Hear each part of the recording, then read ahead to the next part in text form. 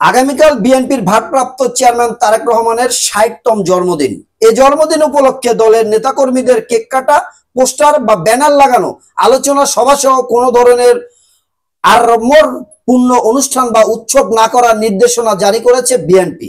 গতকাল দলের সিনিয়র যুগ্ম মহাসচিব রুহুল কবির রিজভী স্বাক্ষরিত বিজ্ঞপ্তিতে এ তথ্য জানানো হয়। দিল্লি গেলেন নিরাপত্তা উপদেষ্টা। আমরা অস্থিরতার মধ্যে বাস করছি, বিএনপির মহাসচিব মির্জা ফখরুল ইসলাম আলমগীর বললেন। প্রবাসী ভোটার নিবন্ধন শুরু।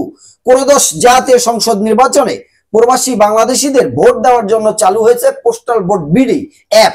গতকাল সন্ধ্যায় এই অ্যাপের উদ্বোধন করেন প্রধান নির্বাচন কমিশনার এএমএন নাসির উদ্দিন। সশস্ত্র বাহিনী দিবসে নানান কর্মসূচি।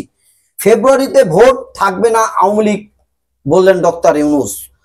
প্রধান উপদেষ্টা অধ্যাপক ডক্টর মোহাম্মদ ইউনূস বলেছেন, ফেব্রুয়ারির প্রথমার্ধেই অবাধ, নিরপেক্ষ, গ্রহণযোগ্য উৎসবমুখর নির্বাচন অনুষ্ঠিত হবে। তবে কার্যক্রম নিষিদ্ধ ও নিবন্ধন স্থগিত হওয়ায় আগামী নির্বাচনে আওয়ামী লীগ অংশগ্রহণ করতে পারবে না। গতকাল নেদারল্যান্ডের আন্তর্জাতিক সহযোগিতামূলক বিষয়ক উপমন্ত্রী পাসকাল পোস্টেলহুইস ঢাকায় রাষ্ট্রীয় অতিথি ভবন যমুনায় সৌজন্য সাক্ষাৎ করতে গেলে প্রধান উপদেষ্টা কথা বলেন। অধ্যাপক ইউনূস বলেন, আগের স্বৈরাচার সরকারের অধীনে অনুষ্ঠিত ৩টি কারচুপি নির্বাচনে ভোট দিতে না পারা বিপুল সংখ্যক তরুণ এবার প্রথমবারের মতো ভোটাধিকার প্রয়োগ করবেন। এটা আমাদের সবার জন্য একটি ঐতিহাসিক মুহূর্ত। যেসব তরুণ রাজধানী ঢাকা ও অন্যান্য শহরের দেয়াল চিত্রে আন্দোলনের চিত্র রেখেছিলেন, এখন তারা ভোট দিতে আসবে। বৈঠকে কৃষি, বাণিজ্য ও বিনিয়োগ, প্রযুক্তি, শুভ উন্নয়ন এবং তরুণ নারী উত্তত্বের জন্য সামাজিক আলোচনা ছিল। সব ভালো তার, শেষ ভালো যার। গত বছরের ৮ আগস্ট জাতির এক ক্লান্তিকালে দেশের দায়িত্ব গ্রহণ করেছিলেন ডক্টর মোহাম্মদ ইউনূস। ৩ দিন সরকারবিহীন থাকার পর জাতীয় ঐক্যমতের প্রতীক হিসেবে শান্তিতে নোবেলজয়ী বরেণ্য এই ব্যক্তিত্ব প্রধান উপদেষ্টা হিসেবে সর্বসম্মতিক্রমে মনোনীত করা হয়। দায়িত্ব গ্রহণের পরপরই ক্ষত বিখ্যাত একটি দেশকে পুনর্গঠনের যুদ্ধে ঝাঁপিয়ে পড়েন তিনি। ডক্টর ইউনূস তার দায়িত্ব গ্রহণের পর ৩টি প্রধান লক্ষ্যে নির্দিষ্ট করেন। প্রথমত, রাষ্ট্র সংস্কার। এমন ভাবে রাষ্ট্র কাঠামো মেরামত করা যাতে নতুন করে আর কোনো ফাঁসিবাদ উত্থান না হয়।